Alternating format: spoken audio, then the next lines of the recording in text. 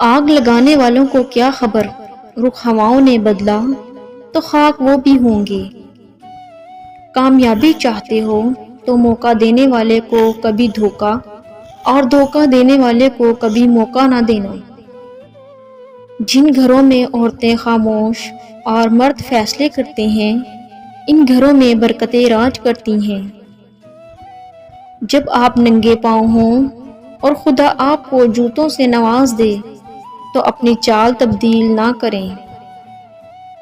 کچھ لوگ جدھر کی ہوا دیکھتے ہیں ادھر چل پڑتے ہیں، حالانکہ یہ کام انسانوں کا نہیں، گلی میں پڑے شاپوں کا ہوتا ہے۔ میں اکثر ہار جاتا ہوں کسی کی جیت کی خاطر، میرا اپنا طریقہ ہے کسی سے جیت جانے کا۔ مغرور آدمی اس پرندے کی طرح ہے جو آسمان کی طرف جتنا بلند ہوتا جاتا ہے، لوگوں کی نظروں میں اتنا ہی چھوٹا ہوتا جاتا ہے۔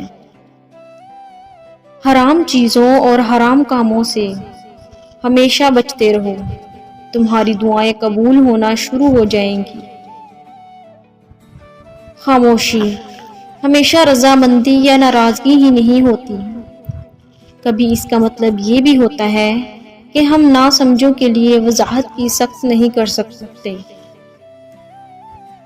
گہرے اور مشکل الفاظ کا استعمال اس بات کی دلیل نہیں ہے کہ آپ کے پاس بہت علم ہے، بلکہ ضروری بات کو آسان الفاظ میں بیان کرنا ہی اصل میں علم کی دلیل ہے۔ میرے اچھے وقت نے دنیا کو بتایا کہ میں کیسا ہوں، اور میرے برے وقت نے مجھے بتایا کہ دنیا کیسی ہے۔ ایسا شخص جو شرم و حیا بھول کر باتیں کرتا ہے، اس سے اچھے الفاظ کی توقع نہیں کی جا سکتی۔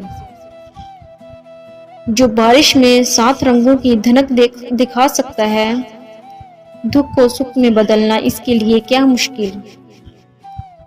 اگر نماز کے وقت طواف کعبہ رک سکتا ہے تو تیرا کاروبار اور کام کیوں نہیں؟ دنیا کے ہر میدان میں ہار جیت ہوتی ہے، لیکن اخلاق میں کبھی ہار اور تکبر میں کبھی جیت نہیں ہوتی۔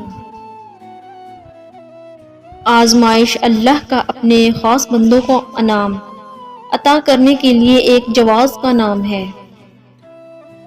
دنیا کے آخری حد تک بھاگ کر دیکھ لو، آخر پکڑ میں تو اللہ کے ہی آنا ہے۔ انسان کا نقصان جان اور مال کا چلے جانا نہیں، بلکہ انسان کا سب سے بڑا نقصان کسی کی نظر سے گر جانا ہے۔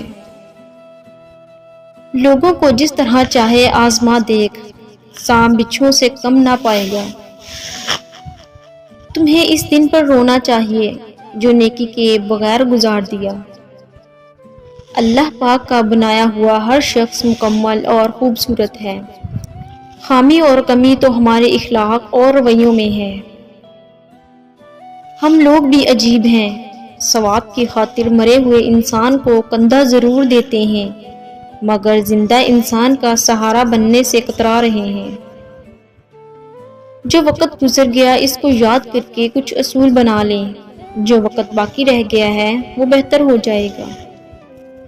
بڑا کام وہی شخص کر سکتا ہے جو خود کو چھوٹا کرنے پر راضی کر لے۔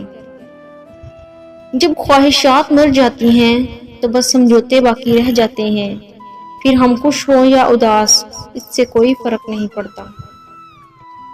اگر خوش ہو تو آہستہ سے ہنسو تاکہ غم نہ جاگ جائے، اور غمگین ہو تو آہستہ سے رویا کرو تاکہ آنے والی خوشی نا امیدی میں نہ بدل جائے۔ اللہ سے محبت کرو، جب زمانہ مشکل میں ڈال دیتا ہے تو میرا رب 1000 راستے کھول دیتا ہے۔ کل کی فکر مت کرو، جس اللہ نے آج تک سنبھال رکھا ہے وہ کل بھی سنبھال لے گا، بس اپنے اللہ پر بھروسہ رکھو۔